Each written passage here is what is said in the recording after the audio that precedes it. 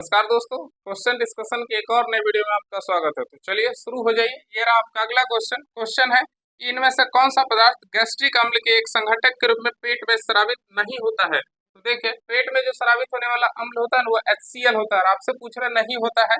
पहला ऑप्शन है potassium chloride, B option है सल्फ्यूरिक अम्ल। तो बी ऑप्शन की बात करें, जो ये सल्फ्यूरिक अम्ल है ना, H2SO4, ये पेट में स्रावित नहीं होता है। इसका आंसर क्या होगा? Option B.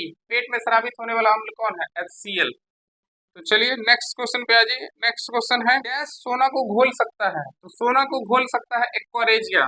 एक्वारेजिया की बात करें, एक्वारेजिया को हिंदी में कहा जाता है अम्लराज। एक्वारेजिया को हिंदी में क्या कहा जाता है? अम्लराज। ये क्वेश्चन नंबर 532 है, 532। इसे एक्वारेजिया कहा जाता है, एक्वारेजिया। एक्वारेजिया की बात करें, इसमें सोना घुल जाता है। कौन घुल जाता है? सोना घुल जाता है, सोना घुल जाता है, सोना घुल जाता है। अब इस एक्वारेजिया के निर्माण की बात करें ना, एक्वारेजिया का निर्माण जो होता है नाइट्रिक एसिड और HCl के मिलाने से होता है।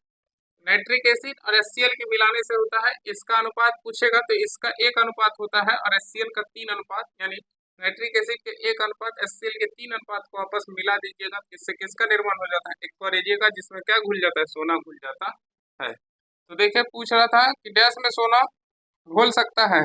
ग्लिसरीन, बी ऑप्शन है पेट्रोलियम ईथर, सी ऑप्शन है मिथेनॉल और डी ऑप्शन है क्या? एक्वारेजिया। डी ऑप्शन क्या है? एक्वारेजिया। देखिए, अम्लराज नहीं लिख करके एक्वारेजिया लिखा है। तो बता दीजिए इसका आंसर क्या होगा? Option D. अब देखिए, आपको एग्जाम हॉल में याद नहीं रहेगा, जब आपसे पूछेगा बताइए अम्लराज का निर्माण होता है, तो ये वाला समीकरण देगा लेकर के और पूछेगा बताइए नाइट्रिक एसिड और HCl के कितने अनुपात में मिलाते हैं। तो आप देखिए इसको गौर से कि यहाँ इसमें 3 आपको दिख रहा है और इसमें कुछ नहीं तो 1 दिख रहा है।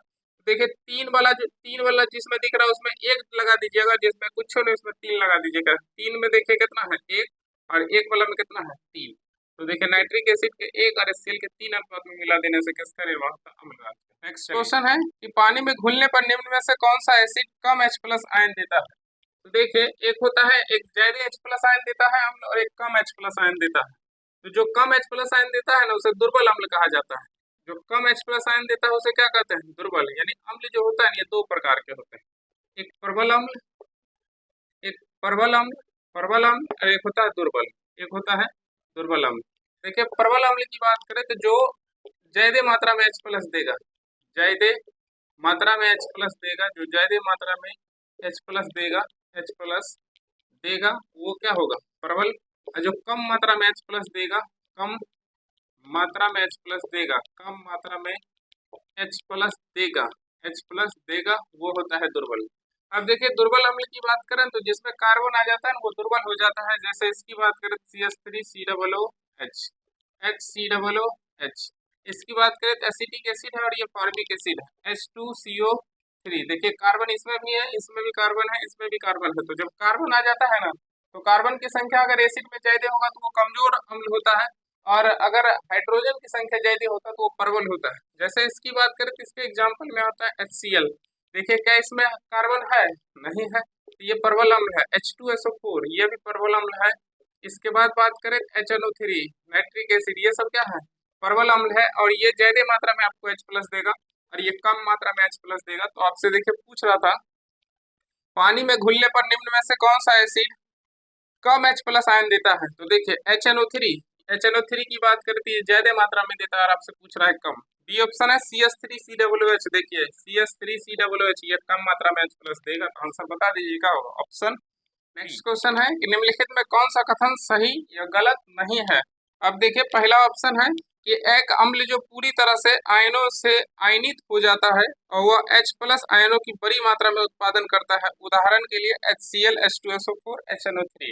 तो देखिए, अभी तुरंत बताए थे कि HCl, H2SO4 और HNO3 जो है ये प्रबल अम्ल है और ये अधिक मात्रा में H+ देगा। इसका मतलब ये सही आंसर है। अब बी ऑप्शन की बात करें तो इसमें लिखा हुआ है कि एक अम्ल जो आंशिक रूप से जल में आयनित होकर के H+ आयन की कम मात्रा में उत्पादन करता है। उदाहरण के लिए CH3COOH, H2CO3 और ये H2SO3, ये सब कम मात्रा में उत्पादन करेगा। तो ये भी आंसर क्या है? सही है। तो इसका आंसर क्या होगा? ऑप्शन ए और बी दोनों सही है। 535 का ऑप्शन ए और बी दोनों सही है। ए और बी दोनों क्या है? सही है। ऑप्शन बी आंसर होगा। इस क्वेश्चन को जाके देखिए 533 नंबर में बताएं इसका डिटेल्स, यानी कौन कम मात्रा में H प्लस देगा और कौन ज्यादा मात्रा में H प्लस देगा, तो इसका आंसर क्या होगा? Option D. नेक्स्ट क्वेश्चन है, इथेनॉल को इथेन में परिवर्तित करने के लिए डिहाइड्रेजिंग एजेंट के रूप में डैश का उपयोग किया जाता है। देखिए इस क्वेश्चन में थोड़ा सा एरर है, इथेन की जगह इथीन होना चाहिए, क्योंकि जब इथेनॉल का डिहाइड्रेजिंग एजेंट की उपस्थिति में रिएक्शन कराया जाता है तो डिहाइड्रेजिंग एजेंट जो करता है ना, ये जल को निकाल देता है। डिहाइड्रेजिंग एजेंट वो पदार्थ होता है जो किसी भी पदार्थ में से जल को निकाल देता है। जैसे आपको पता होगा कि इथेनॉल का फॉर्मूला होता है C2H5OH, C2H5OH, और इसकी अब अभिक्रिया आप कंसंट्रेट H2SO4 की उपस्थिति में कराइएगा ना, ये निर्जलीकारक होता है, इसमें से जल को निकाल देगा, तो यहाँ से OH और यहाँ से H को निकाल देगा, तो ये देखिए निकाल देगा कौन सा, H2O को निकाल देगा, जल को निकाल दिया, और यहाँ से बचा क्या, C2H4, तो C2H4 तो CH2 डबल बॉन्ड CH2, ये किसका निर्माण कर दिया है, इथीन का। तो बता दीजिए, यही पूछ रहा था क्वेश्चन कि इथेनॉल को इथेन में परिवर्तित करने के लिए, देखिए यहाँ इथेन के बदले इथीन होना चाहिए, जो क्वेश्चन में लिखा है थोड़ा सा मिस प्रिंट हो गया होगा, इथेन इथीन की जगह इथीन लिखा गया होगा।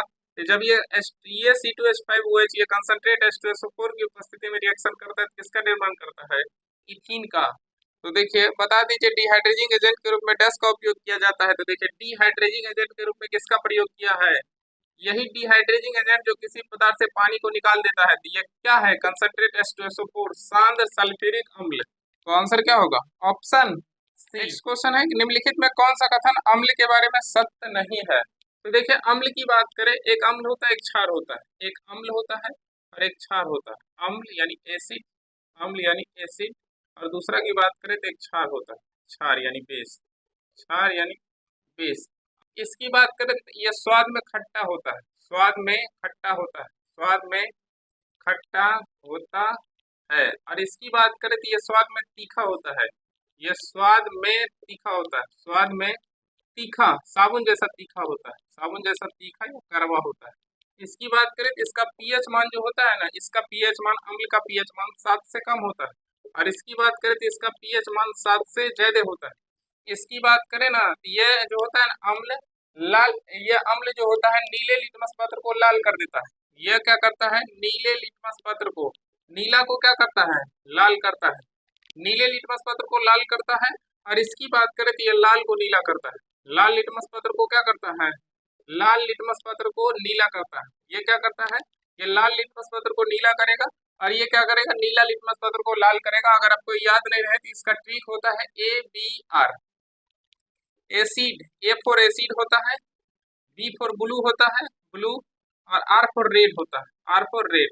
तो देखिए एसिड जो अम्ल जो है ये ब्लू को क्या किया, लाल, यानी नीला को क्या करेगा, लाल।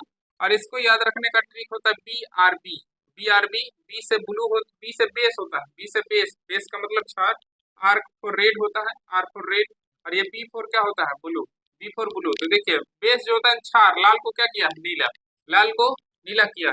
अब देखिए आपसे पूछ रहा था कि निम्नलिखित में कौन सा कथन अम्ल के बारे में सत्य नहीं है। अब इसके बारे में पूछ रहा है कि सही नहीं है। अब पहला ऑप्शन है कि यह जलीय माध्यम तरल अवस्था में H प्लस आयन का निर्माण करता है। देखिए जल में घुल करके H प्लस आयन का निर्माण करता है, कि ये सही है, और आपसे पूछ रहा है गलत, गलत। बी ऑप्शन कह रहा है कि यह स्वाद में कड़वा होता है। देखिए कि यह स्वाद में कड़वा नहीं, इसकी बात करें कि यह स्वाद में खट्टा होता है, और कह रहा है कि स्वाद में कड़वा होता है। स्वाद में कड़वा कौन होता है, क्षार होता है, तो यही तो गलत है, यही क्या है, गलत है। तो इसका आंसर क्या होगा, ऑप्शन बी। नेक्स्ट क्वेश्चन है कि निम्न में कौन सा ऑक्साइड अम्लीय नहीं है। तो देखिए पहला ऑप्शन दिया हुआ है carbon monoxide, carbon monoxide. B option की बात करें तो SO2 है, और सी ऑप्शन की बात करें तो यह है SO3, और डी ऑप्शन की बात करें तो इसमें है NO2। अब देखिए कि अब इस पहला वीडियो में बताए थे कि धातु के ऑक्साइड जो होता है ना, वो होता है क्षारीय, और अधातु के ऑक्साइड अम्लीय होता है। आपको ये पता है कि अधातु है, ये भी अधातु, ये भी अधातु है, ये सब तो अम्लीय गुण रखता है, ये सब अम्लीय है। लेकिन इसकी बात करें तो ये उदासीन होता है, ये क्या है, उदासीन होता है।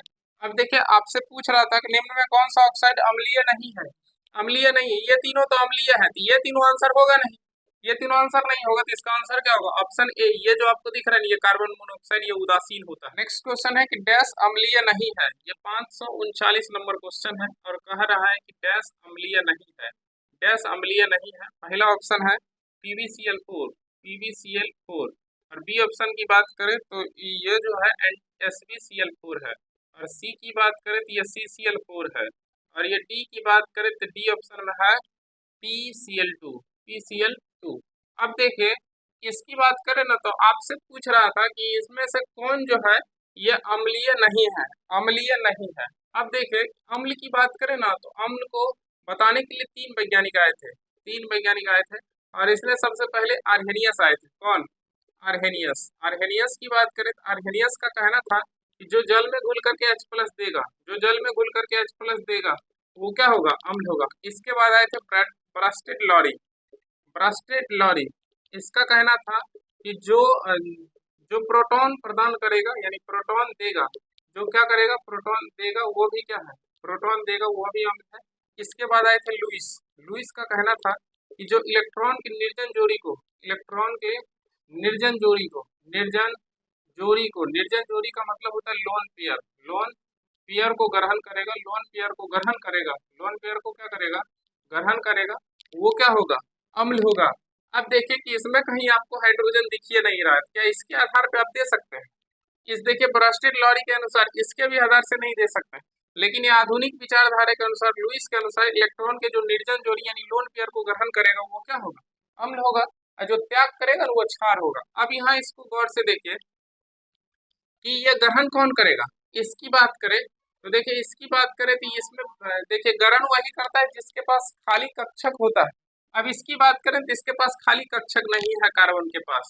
कार्बन का जब इलेक्ट्रॉनिक कॉन्फ़िगरेशन निकाल के देखिएगा तो कार्बन का होता है 6, तो 1s2 2s2 2p। अब देखिए क्या होगा? 2 2 4 2p2। अब देखिए कि इसमें जो होता है इसके पास खाली कक्षक नहीं है। इसके पास जब खाली कक्षक नहीं है तो क्या ये ग्रहण कर सकता है इलेक्ट्रॉन के निर्जन जोड़ी को? यही तो ग्रहण नहीं करेगा, और कह रहा है कि जो ग्रहण करेगा। अब देखिए इस फास्फोरस की बात करें तो फास्फोरस की बात करें ना तो फास्फोरस के पास जो होता है ना वैकेंट डी कक्षक होता है, खाली डी कक्षक होता है, इसलिए इलेक्ट्रॉन की निर्जन जोड़ी को ये सब ग्रहण कर लेगा, लेकिन ये CCl4 जो है ग्रहण नहीं करेगा। तो इसका आंसर क्या होगा? Option C. ये जो है ना ऑप्शन सी, ये इलेक्ट्रॉन के निर्जन जोड़ी को ग्रहण नहीं करेगा, और ग्रहण करता तो अम्लीय होता, नहीं करता, इसलिए ये क्या होगा? अम्लीय नहीं होगा। इसका आंसर क्या होगा? ऑप्शन। नेक्स्ट क्वेश्चन है कि सांद्र नाइट्रिक अम्ल और सांद्र हाइड्रोक्लोरिक अम्ल के अनुपात में मिश्रण से एक्वारेजिया कहलाता है। तो देखिए एक्वारेजिया अभी आपको बताए थे, एक्वारेजिया जिसे अम्लराज कहा जाता है, एक्वारेजिया यानी ये क्या है? अम्लराज है, अम्लराज। अब देखिए इसका निर्माण कब होता है? HNO3 और HCl के मिलाने से, HNO3 और किसको मिलाने से? HCl को। तो HNO3 के कितना अनुपात? 1, इसका कितना? 3। 1:3 के मिलाने से किसका निर्माण होगा? एक्वारेजिया का। तो देखिए कह रहा था कि पहले कह रहा था कि नाइट्रिक एसिड, ठीक है नाइट्रिक एसिड, और उसके बाद कह रहा है कि शांत हाइड्रोक्लोरिक एसिड, तो ये दोनों को मिला रहा था। 1 अनुपात कितना होगा? 3। देखिए 3 वाला इसमें आया है, 1 वाला इसमें आया है, 1 अनुपात कितना होगा? 3। तो आंसर बता